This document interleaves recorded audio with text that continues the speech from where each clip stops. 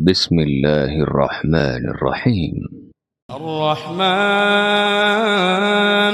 علم القرآن خلق الإنسان علم يان الشمس والقمر بحسبان والنجم والشجر يسجدان والسماء رفعها ووضع الميزان ألا تطغوا في الميزان وأقيموا الوزن بالقسط ولا تخسروا الميزان والأرض وضعها للأنام فيها فاكهة والنخل ذات الأكمام والحب ذو العصف والريحان فبأي آلاء ربكما تكذبان خلق الإنسان من صلصال كالفخار وخلق الجان من مارج من نار فبأي آلاء ربكما تكذبان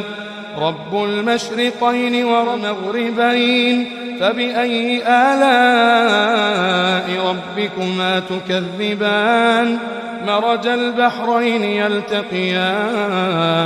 بينهما برزخ لا يبغيان فبأي آلاء ربكما تكذبان يخرج منهما اللؤلؤ والمرجان فبأي آلاء ربكما تكذبان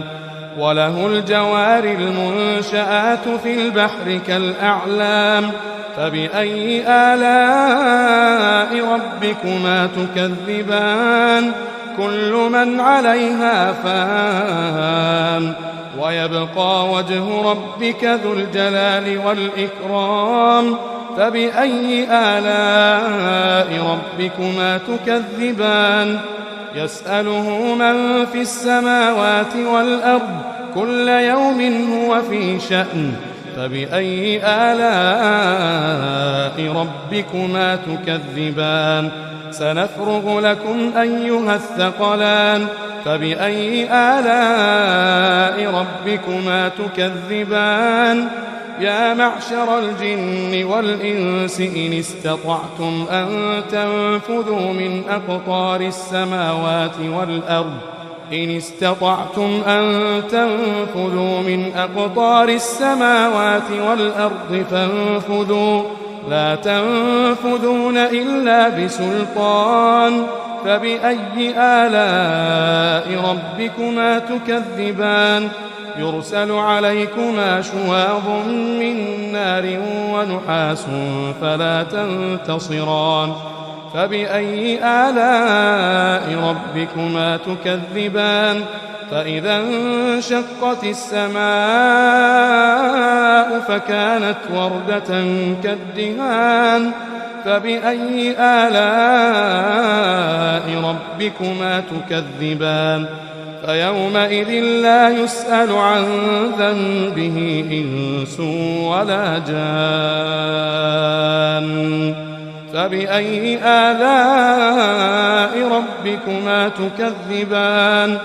يعرف المجرمون بسيماهم فيؤخذ بالنواصي والأقدام فبأي آلاء ربكما تكذبان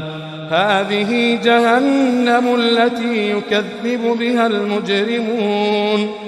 يطوفون بينها وبين حميم آن فبأي آلاء ربكما تكذبان